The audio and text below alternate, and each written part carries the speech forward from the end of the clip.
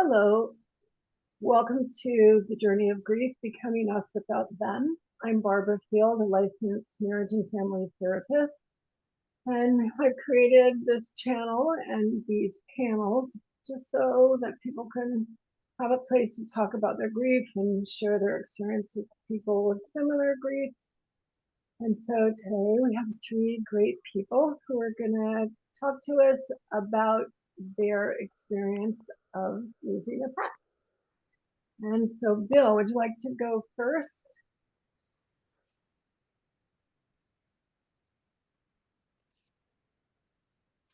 Sure. Thanks, Barbara. Yeah, my experience of losing a pet. It's been quite a while since I lost my pet. I had a black lab mix. I always like to tell people he was half lab, half human. I think he was just so intelligent and intuitive and loving.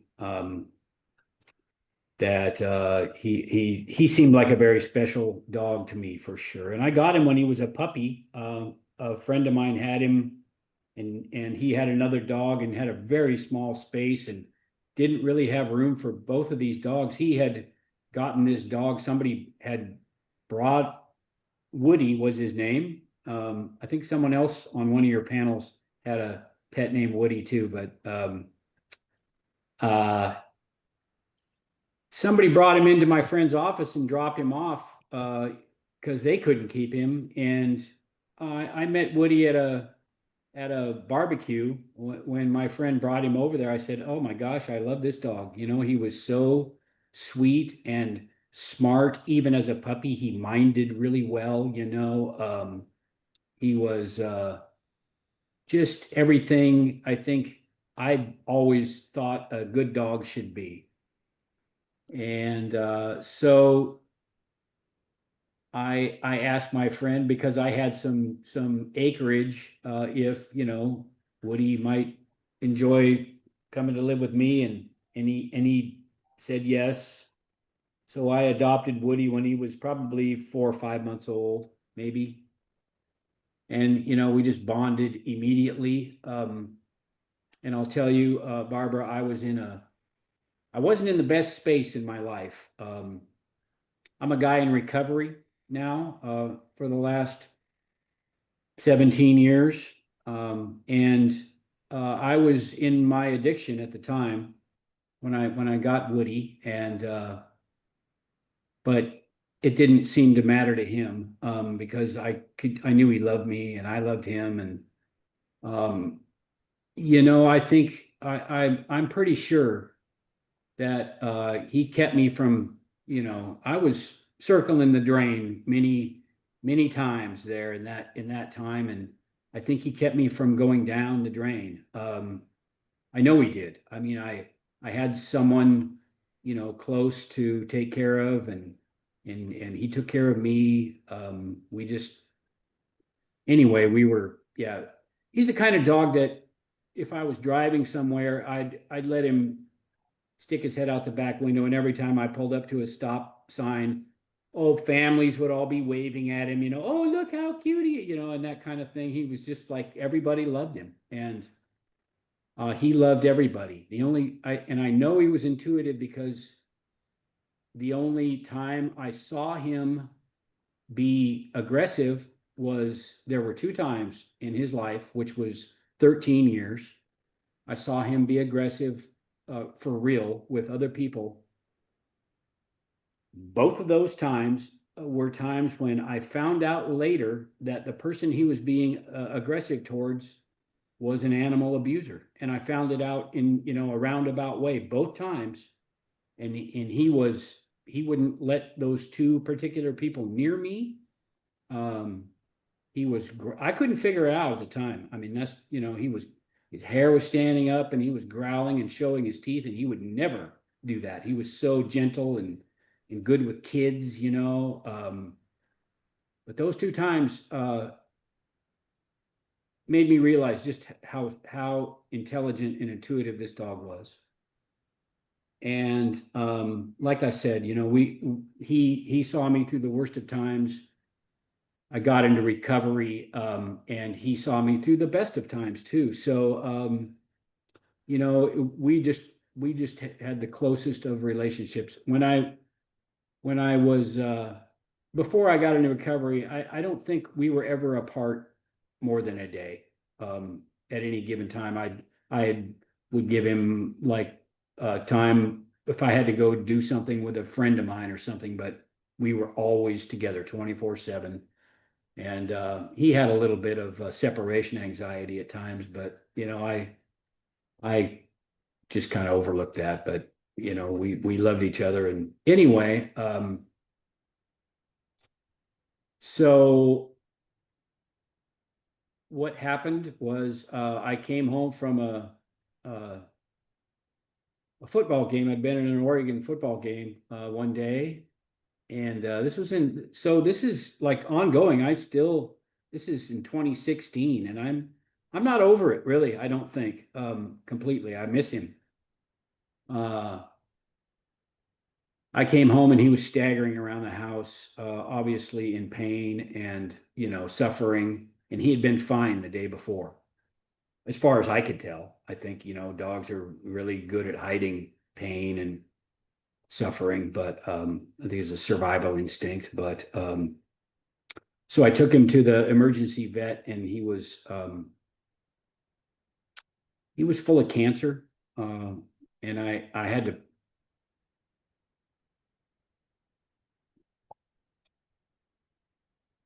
to put him to sleep that night. Uh, I didn't have to, but the vet said, you know, he was just absolutely, they x-rayed him and he was just absolutely full of cancer. So I, uh, I said, well, I don't want him to suffer. So, you know, I was there with him when he passed, and he did just go to sleep. Um, but, you know, yeah, years go by, and here I can barely talk about that night. You know, it still upsets me. And and I I think in, you know, in our notes, in our text messages, I mentioned that I have, you know, some some guilt about my feelings around his passing being so powerful and strong as compared to feelings I've had for even my own parents. I mean, I love my parents. They were wonderful people and very good to me, and um, you know, gave me everything I could ever ask for or need as a kid, and as an adult as well. You know, they were good providers and good people, and they you know, they raised four kids. I was the youngest of four, and I was the kind of the, you know, the odd man out there. I was a little bit of a handful, I think, but my parents still love me through all of that, you know. But I didn't, I really don't think I grieved that loss of my father or my mother the way I did my dog. And I don't, and I feel, I sometimes I feel guilty about that, you know. Talk about that just a little bit more. Let's introduce the other two people and we'll come back because that was one of the things we wanted to talk about. Sure. Thanks. Okay, Mari, how about you? Hi, um, I've been a lifelong pet owner, and ironically, when I was born, I was allergic to animals. So one of the things that happened to me is, for whatever reason, maybe just because it's been in me since I was born, that if you tell me I can't, that's what I want. Um, I had, I always wanted to get close to animals, and I would get so sick.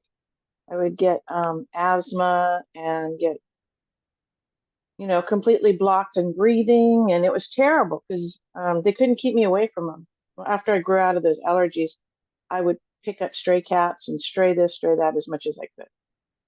And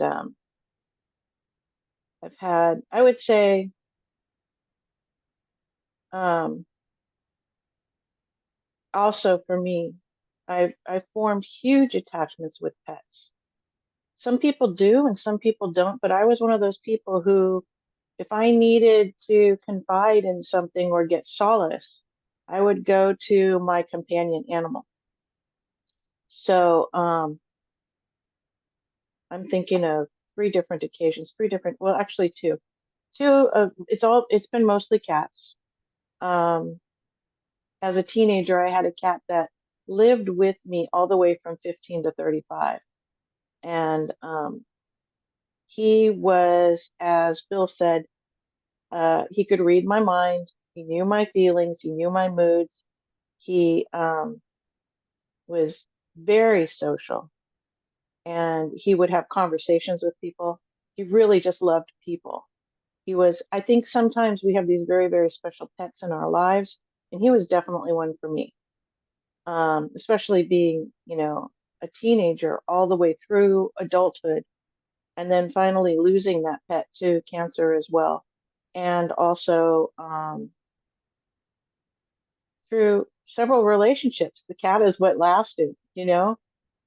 And when he started getting sick, uh, uh, it was before I started. I mean, it was the same thing. It was a tumor that turned out to be cancer that was pretty fast spreading, and he didn't last too long. But I did take care of him for a while. There were two more cats after that that I had to do a lot of caregiving for.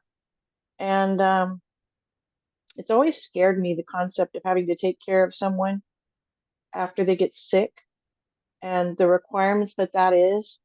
But even with a pet, it's a lot and it takes a lot out of you as it's happening. So um, when he finally went, that was my first big loss. That was before I lost parents or family members or besides a grandparent my grandparents didn't speak English, so my closeness to them wasn't as much. But I I don't know. I'll talk about that maybe later, but people didn't understand that. And the kind of sorrow that I went through in the shutdown, the my grieving process was pretty hard on that. And people don't necessarily understand it because to them it's just a pet, it's just an animal, and and I was told things like, "What's wrong with you?" And maybe you need to see a doctor. And do you want me to check you in somewhere? I think you need to snap out of it. And it was really hard. I think in any form of grief, if you're not behaving the way other people perceive that you should, I mean, it's not somebody else's schedule, it's your own. And I also think that it's a process that you have to be able to go through. Um, there's a great need for closure in it. One of the things that did help me, I think, and anyway, I'll get into that later too. I won't go into that now. But the other one was this cat very recently. His name was Stan. These were both white cats. For some reason, it's the white cats that I'm onto. He was really, really smart. And I got him as a kitten and he slept in the headboard for the first 4 months of his life, maybe. And he really bonded to me. He also had separation anxiety. I didn't get to see it because I was gone, but I was told every time I left the house, he'd just wander around crying and he'd get really upset. But when I was around, all I had to do was talk to him and he'd just start crying. And he was such a buddy and he got really sick. Um, he required medication and treatments, and he had lung tumors that were very slow. So he had inhalation treatments that he had to have, and it was 4 times a day. And that went on for 2 years. And it taught me that if something can go through it and they're going to show me that they have the will to live, then I can give them the support that they need. But I'll tell you, when he was gone, I realized so many things, both of these animals, I realized so many things about how special they are when they're gone, these losses. It's the same with people. Sometimes you just don't appreciate the stuff until they're gone because it's a constant for you. It's just always there, always available. And then when it's not, Um, you really, really miss. The only thing I can say about both of them is I know I love them very, very well. So I may have had other issues with their passing, but I know that I gave them very, very good lives. Um, I'm going to leave it there for now because I'm sure we'll have other things to talk Well, okay, Maude. Thank you, Barbara. And Bill and Mari, I loved hearing about your pets. And Bill, one of mine was a black lab that I was thinking I was going to talk about, but my cat Fletcher is a little bit fresher grief, even though it's been a couple years. Um, I loved hearing how both of you described your pets' personalities and how smart they were, and I'm going to thing. um, my cat Fletcher came to our family because he, as an adult cat, jumped into the cat rescue car when she was running errands, somehow knowing that she was the cat rescue lady. And he just was so wise beyond any cat that I've ever known. And I'm also a lifelong pet owner. Right now, I have 2 cats and 2 dogs.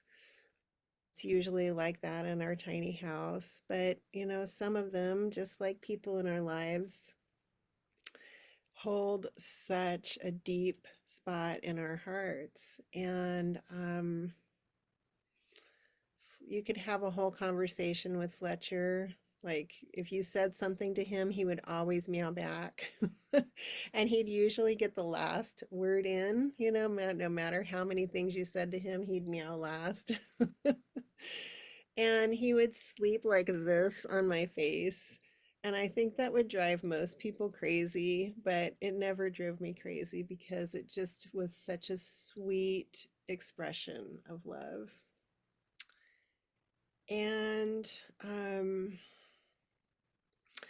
I got to share my home with Fletcher until he was 14, but I always thought we like joked around that he was like James Bond or something because he was so smart and so clever and just seemed like he would have gotten out of any situation ever. Like we just thought he would live forever.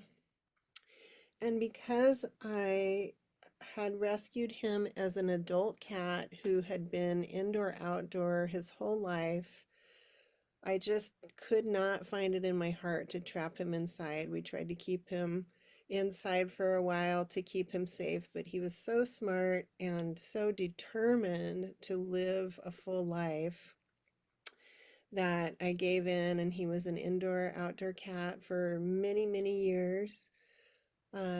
But one day he didn't come back home. And that day he went out later than he usually did. I always tried to make sure that he was in before sunset. And he decided to go back out. And I said to him, I don't like it when you go out this late. And he turned around and looked at me, and I never saw him again. And I think a lot of why I'm choosing to talk about Fletcher is because the pain of never knowing what happened, as I'm sure people feel when their human loved ones disappear without a trace, is just feels still so fresh every time I think of it. Um, and I know that 14 years is not bad for a cat, but I did always think that he would be around for many, many years. You know, I always thought he would be one of those cats that was with us until he was 25 or or something like that, because he was that kind of cat.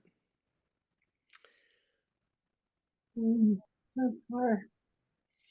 So, what Bill had wanted to talk to us or have us talk about was the way that we can grieve so deeply for pets, even more than for other people. And the research is indicating that the bonds that you can form with a pet can be deeper than even a spouse. And it's because that you're interacting with them constantly. You're mindful of them all the time. You know where they are, you know what they're doing. They're in your calendar and they're in your clock. So you know where they are and where they're supposed to be. Your brain knowing where they belong and when they're going to show up. But your brain also has calendar things about them, like what time you got to get up and let them out, or what time you got to feed them. And then the third aspect of how we attach to people is that closeness. And when you have an animal that snuggles with you, that lays next to you, or lays on you, or sleeps on your face, that's a really a strong neurological bond. And so when all three of those go away, like you don't quite know where pets go when they die, or and your brain's still telling you to get up and feed them, or get up and empty the litter box, or all of those things where they were part of your timing and part of your space. And that has to be rewired. That's why, like Mari said, you can't speed up grieving, because your brain's going to take as long as it takes to rewire that.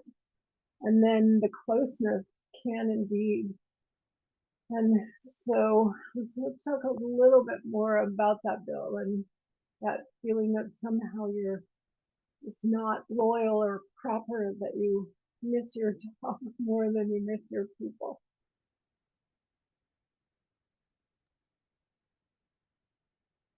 Well, yeah, I mean, I have felt guilt around that. I uh my father passed away, and I love my father. He passed away, oh, 15 years ago maybe. And I don't recall shedding a tear. I was sad, but I wasn't, um shook up like I was when I lost Woody. And um I've definitely struggled with that, I mean,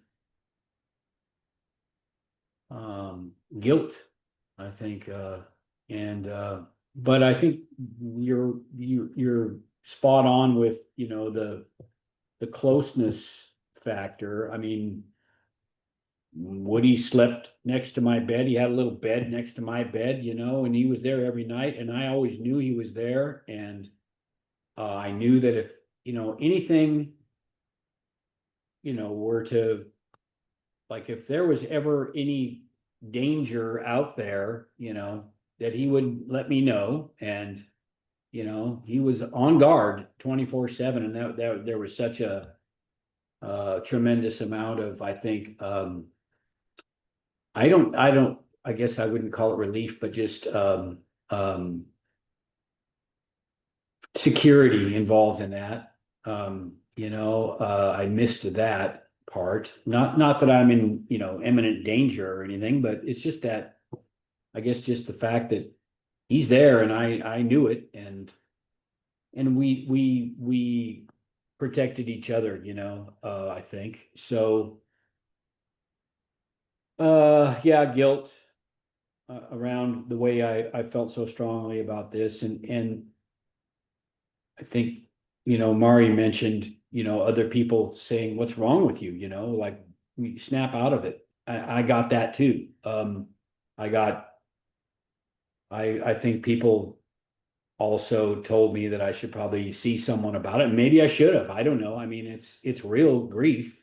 And so, I don't think it's something that, I guess, people in general maybe look at as as a real and, viable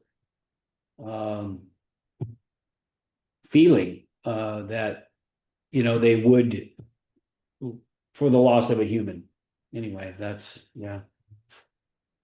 Yeah. So, Maude, what are your thoughts about that? Feeling closer to the animals than the people? Well, I think that animals are so, when they're a part of our lives like that, and we take care of them and they take care of us, we have so much trust in them. I mean, Bill talked about Woody saving him, in such a real sense. And I think with people in our lives, it is harder, if not impossible, in our hardest moments, in what we might consider like showing the worst side of ourselves, to be around people, even if they're people that we love very much, even if they're people that we trust. But to be around our animals in those toughest moments and have them be there for us unconditionally like that is amazing treasure. It's an incredible gift, and I sometimes even feel sorry for people that don't have any affinity for animals or pets, because I think you don't know that level of unconditional love. I mean, I think most of us don't unless we have just a treasured pet like that. And of course, losing them in that sense alone is worthy of our grief. Absolutely. And they don't talk back. They don't say snarky stuff like you should be over it. Right. How about you, Maury? The idea of mourning pets more than people. Um, if you see me writing things down, I want you to know I'm just taking notes for myself, because as you're saying things, they remind me of things that I might want to mention, and I'm not documenting anything that's going on here. I'm just taking some little notes. I always do this. The trust thing I did write down, because there, as Maude just said, and it leads me into some other things, but a cat is exactly the size of a baby.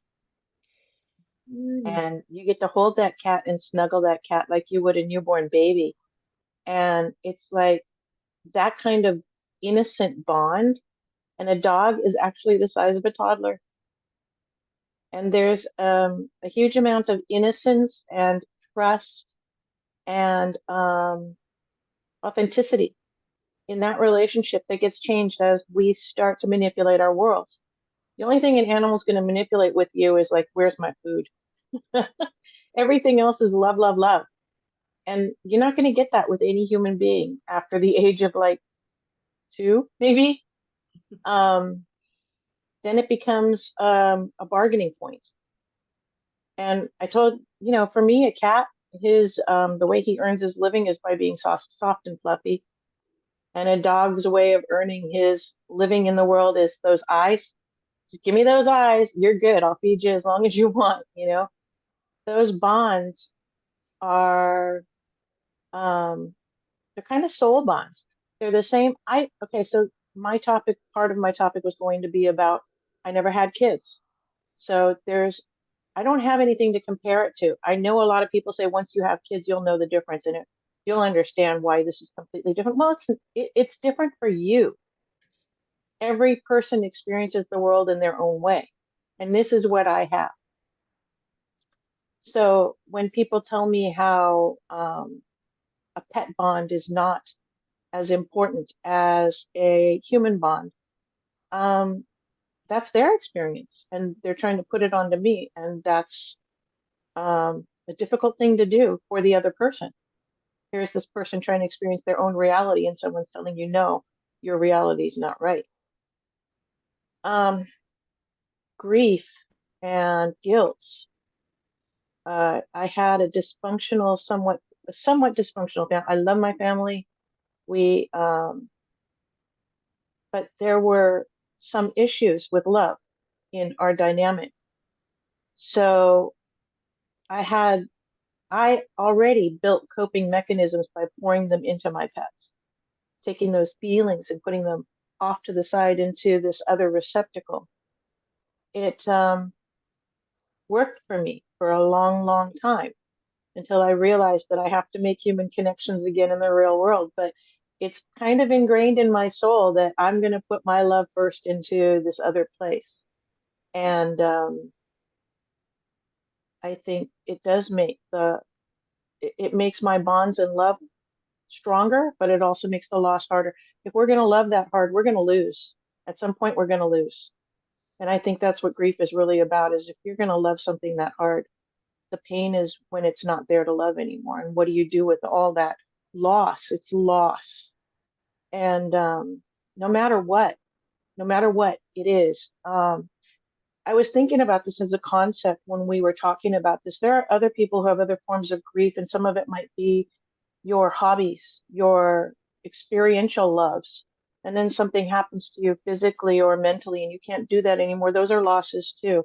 These are all forms of grief, something that you love in the world that you really wrap your life around, and then it disappears. Some of my experience with my parents, there are gaps. There are large gaps in our relationships. There were never any gaps in my pets' relationships. It was a constant. Those were immediate losses. I won't say that I didn't grieve my parents when they passed away, but that was a slower burn. That pot simmered on the stove a lot longer than the instantaneous loss that I experienced with my pets. I'm still going through it. Some of the things that I realized, and a lot of my loss with my parents is the things that I didn't experience or get a chance to do. With my pets, I really, really tried to do it all. So my loss is in the actual losing of it, as opposed to the missed opportunities. Yeah. Too much? No, absolutely. That's great. I was agreeing. My segue was literally about, pets as companions, and how like I said, I didn't have kids. I had some dysfunction in my life. So as I attached to pets as companions, mostly because of trust issues, I think. And I'm not sorry for it. I've had some of the best experiences with these animals that are I think they're spiritual. I've had some great spiritual experiences with animals as family members. They are family members to me, and I'm fine with that. They're as important to me. They are members of my household. My pets are. But some of them, man, I know you're not supposed to have favorite kids, but sometimes there's a personality in the world that you cannot deny. And I've been really lucky to have some of them in my house. And that's kind of how I see it. The leaving of it is hard, but the living of it was great. That's so cool. So let's develop that a little further. That idea of pets as family members, like they're your children, and you're easily as attached to them as a child. So, Maude, how about that for you? Like your pets as family members are the same as children, or maybe better because they don't wreck your car. Um, well, I did have a child in my household, and I think that her relationship with the pets in our household enhanced our relationship and our bonding, and um, shared love of the pets in our house, I think really helped with the grieving process and still helps with the grieving process. You know, we still send pictures to each other. um, you know, somebody holding Fletcher, or Fletcher doing something silly, or, you know, those kinds of things. And pets in our household never, fortunately, for anyone in our household, held a lesser place um, than the humans in the household. So why would we grieve less for them than a human? Absolutely. So, Bill, how about you? As Woody as your kid? Oh, totally, 100%. I mean, even just the way I would talk to him, like he was oh, Woody, it was like always like he was a little, some kind of a toddler, and I think, any parent, I fed him, I washed him, I took him out for walks, I did all kinds of things just like you would for a child, and so definitely felt like he was, you know, not only a family member, but just like a kid for 100%. And wherever I went, if he wasn't with me, I show up at a friend's house or something, and if he wasn't with me, everybody's like, "Where is he?" So um, people expected that. People expected him to be right alongside of me wherever I went, and were surprised if he wasn't there. So I feel like it's definitely that type of a relationship. Um, But no, he never wrecked my car. I think he might have drove me home a few times, like when I wasn't really sure which way I was, like, you know, um, he was just always ready for whatever. And uh, I think that's another thing, like, the trust thing, is he always trusted that no matter what the situation was, it was going to be okay as long as we were there together, and I think that's very, similar to a relationship like a child would have with their parent, hopefully, Oh, and then let's talk a little bit more about that idea of unconditional love, because I think that is the thing that really bonds people to their animals. We've all talked about it a little bit, that everybody has people in their life who are happy to say something unhelpful or unloving, or remind them of their faults and remind them of their flaws. But our pets don't do that. And in fact, you can be pretty abusive to an animal and they still keep coming back for more. And I just think that sense that they just love. They attach to you, they count on you to keep them alive, and they work on keeping you alive, and they just don't judge. I mean, I think I've had a cat look at me like, all right, and go on with what they were doing, but nonetheless, they still show up in your lap and purr. So, and so if you have examples of it that come to mind, that so Maude, unconditional love from pets. Gosh, I was trying to think of like an isolated example, but they're so full of examples that it would that actually makes it feel hard to like think of one example. You know, I mean, even things like being right there at the door when you come home. And when I left for work this morning, both of the dogs followed me to the door and they just look at you like, so when are you coming home? You know, even though you're just leaving. Like there's so much sweetness in that, that like I didn't do anything extra special with them this morning, but they still are super excited already in the morning for me to come home at night. You know, Yeah, there's just simplicity and sweetness in that. I really feel like Pet's mission is to show us what unconditional love actually is.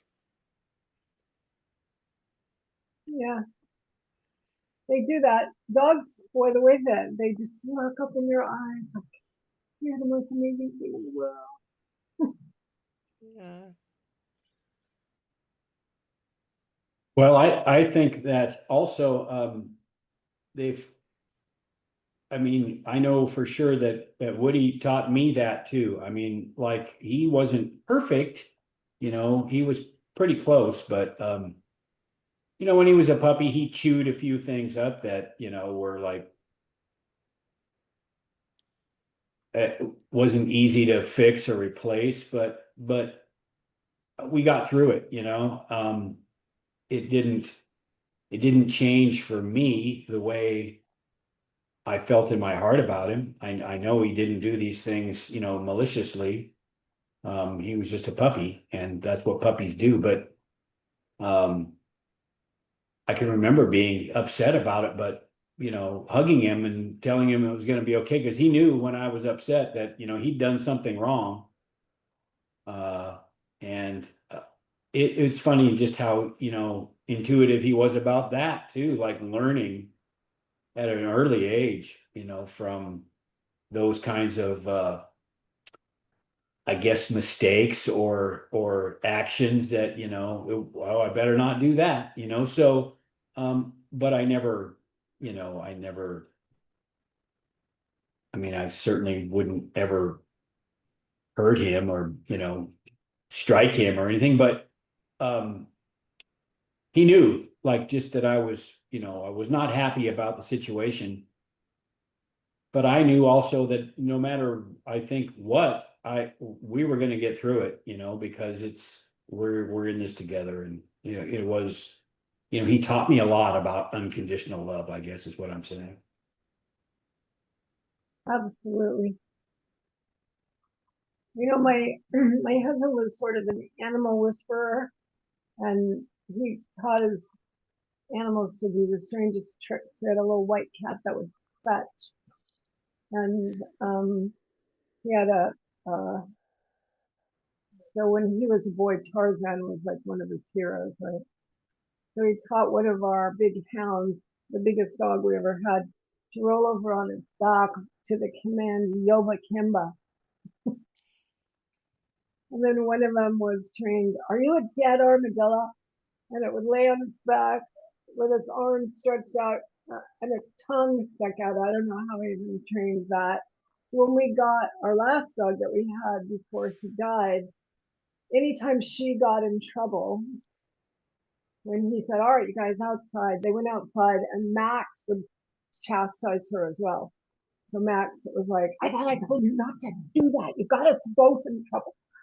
So it was great to see how they would just do anything to please him. They weren't particularly interested in me. They were all very much in love with him. So, Mari, some more about unconditional love. Um,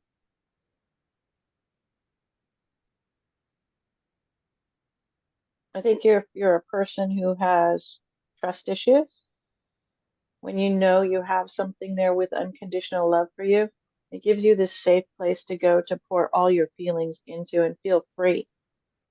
Um, and I'm not saying that, I think what I'm trying to express is that in my family, we didn't talk about feelings. So feelings were not, it was not, they weren't cold people, but we didn't talk about situations or feelings. So it was very confusing for me growing up, understanding how to deal with things because a lot of times everything was left unsaid. So there was hurt and frustration in a lot of my growing up. And I had always had a pet or a cat to come to and just hug and feel comforted. And when you have something, when you have a pet like that, that you know will always receive your sorrow or your love or your pain without judgment, that's huge. It's huge. Um, Now, unconditional love, I have to say, my cat Stan, who, by the way, my significant other says, I've never seen anything love a person so much as that cat loves you. He used to, when you were talking about coming home, this cat, I'd come in through the laundry door because that was where, through the garage, and like without exception, I would swing that laundry door wide open. It would slam into the wall, and I'd look behind the door, and there's Stan in that teeny weeny little space between the stopper and the door. And he would stay right there every single time, and that's how he would greet me. He'd just look up and he'd go, meow, like you knew I'd be here. And what? Why would you trust me? Why? And a million things like that, where I can tell you when he got really sick, he wasn't able to move very well. And one time he was sitting behind, I had to give him treatments all the time. I had to give him breath inhalers, and later on I had to give him fluids, and he accepted it all with trust. And I've never seen such a patient. Have you ever tried to give a cat a pill? I had to give him inhalers. I had to hold masks over his little face and lock him into a headlock and make him stay there for 30 seconds at a time, breathing in dust.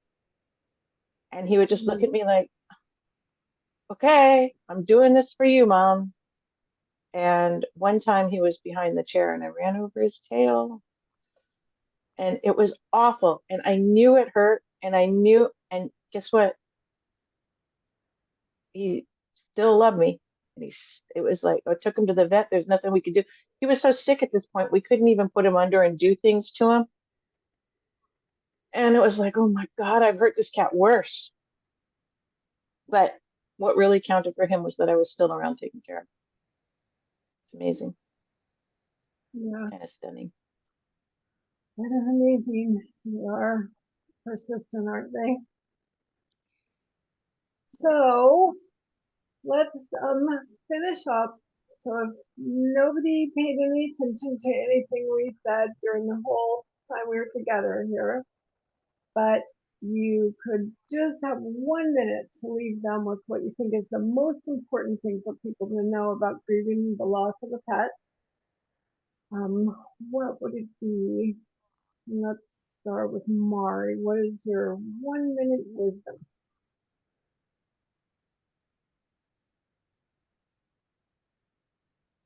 Some of it's been really hard. Loss creates new holes. They don't really fill up. You just learn to live with them. But the cost of not having those holes is too high. I wouldn't trade the not having of the pet for the pain that I have now, because those experiences are sacred to me. They really are. They're some of the best things that I've had in my life. I also have a little insurance now, and I make sure that I've got a pet when I know one's starting to get sick so that I'm not alone when it happens. It's kind of weird. But after that one time when I lost my first cat and there was nothing there, it was really, really, really hard.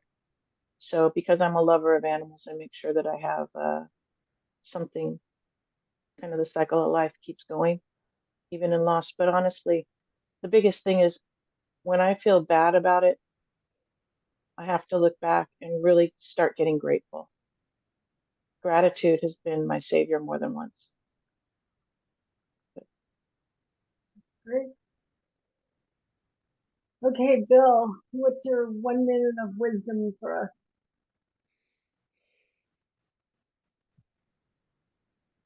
Well, I don't know about wisdom, Barbara, but I guess similar to Mari, I think, it's all worth it. And I think it's,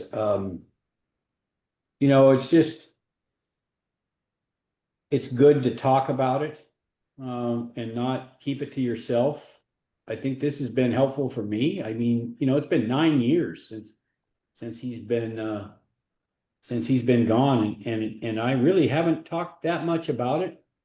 But I feel a little relief here, so that's a good thing. I think it's, I've I guess maybe I felt embarrassed, that I felt so strongly, and that's, I'm just thinking about that right now. Why? Because he was a kind, loving, beautiful creature, and why wouldn't I have missed that and grieve his loss? So it's okay. I think it's okay to grieve, and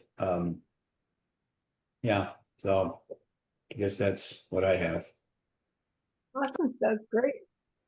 It is okay to grieve, and it doesn't really matter if it's okay or not, because grief kind of runs the show. Grief, it's like people sometimes say, God loves it when you make plans. Well, grief loves it when you make plans too. Go ahead and try not to grieve. Hey guys, this is gonna be funny to watch because grief just happens. Okay, Maude, what is your 1 minute of wisdom? And to add to that, that our pets are worthy of our grief. And I think often that we are told if we're grieving the loss of a pet, that it's just an animal. And there's no just anybody that we love. There's no just anybody, period. But pets are such an amazing expression of unconditional love. And how could there be anything better than receiving and giving unconditional love? So I would encourage anybody that has been told that that should be minimized because it's just an animal to give themselves the grace to allow the grief to flow through because our pets are worthy of our grief. Yeah. And the research says that what they want us to do now, they want us to deepen the connection while we're remapping the time and space connection.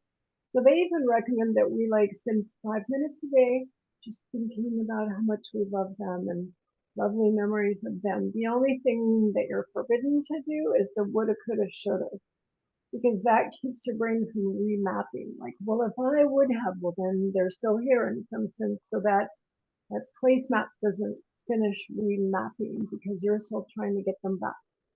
And if I had come sooner, so by just not letting yourself do that, but let yourself just sit and love, love, love, love, love them and deepen that connection and deepen those oxytocin memories, it really does help when you can keep all there was about them that you love and let go of that other stuff that was just about time and space. So that's good news. Okay, well, thank you so much for agreeing to do this. I say this every time, but I'm just so honored that you guys trusted me to walk with you in this and to let me put you on YouTube. And it's just awesome that you came and shared and met one another, and feel free to stay in touch if you want to. And let me know if you need anything from me. And I'm going to stop the recording right now.